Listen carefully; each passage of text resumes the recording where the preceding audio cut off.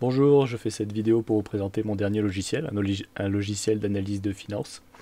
Donc en fait, c'est plutôt un truc qui va évoluer au fur et à mesure du temps, donc je vous donnerai le lien en description. Donc en gros, j'ai fait un programme en Python auquel que j'alimente avec des cours en bourse, des historiques de cours en bourse que je télécharge sur Internet.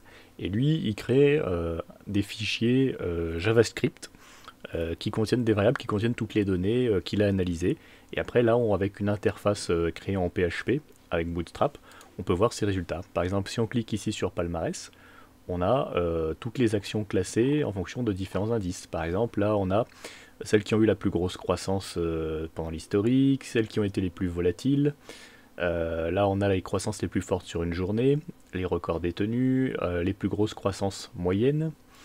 Ici, on a les plus grosses variances de croissance, et là, un indice que j'ai fait avec la moyenne de la croissance divisée par la variance, pour avoir celles qui ont tendance à croître de la façon la plus constante possible. Chaque fois, on a la référence à l'action, le paramètre en question, par exemple, pour ce qui est des croissances moyennes, ici, bah là, celle-ci, elle a 0,34% de croissance moyenne journalière. Elle fait partie des meilleures. Après, c'est toutes les actions du SRD aussi, c'est des trucs plutôt stables. Si vous, après on veut avoir plus de détails, on peut cliquer ici sur un icône et ça nous renvoie vers la page de l'action. Donc là on a le cours qui est représenté avec des graphiques. Là j'ai utilisé un module, je sais plus comment ça s'appelle, Plotly. On a donc les cours journaliers. Alors cette action elle a que 50 jours, il est peut-être pas très intéressant de prendre celle-ci par exemple. Voilà. On a les cours journaliers. On a une moyenne mobile centrée pour les cours moyennés sur une semaine et sur un mois en vert. À côté, on a les dérivés, donc en fait les pourcentages de croissance ou décroissance par jour. Voilà, si on zoome, on voit c'est un peu le bordel au niveau des bleus parce que c'est journalier, et puis on a les courbes lissées. À partir de ça, j'ai déterminé la répartition des durées des croissances. Donc en fait là, on a les jours en bas. Et là, on a la probabilité qu'une croissance, elle dure ce nombre de jours. Par exemple, un seul jour, ça correspond à 58% des croissances, etc.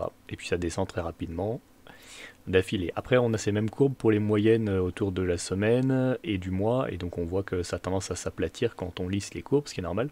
Et là, à côté, la dernière des courbes, c'est la probabilité que la courbe continue à croître, sachant qu'elle a cru déjà ce nombre de jours. Par exemple, ici, si je me mets en position 20, donc 20 jours, et bien là, j'ai la probabilité que la courbe continue à croître si ça fait 20 jours qu'elle a déjà cru.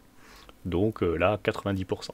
Après, ça, c'est des résultats qui sont plus à prendre avec des pincettes. On voit c'est très accidenté, c'est parce que je manque encore de données. Il faudrait que je charge davantage d'historique, d'aller plus loin dans l'historique pour lisser mes valeurs. Enfin voilà, c'était pour vous présenter. J'ai une chaîne en parallèle, une playlist que je fais sur mes expériences par rapport à la bourse.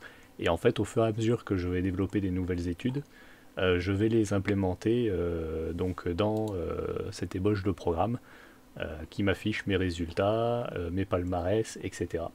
afin d'étudier et de chercher d'éventuelles anomalies. Voilà, c'est tout.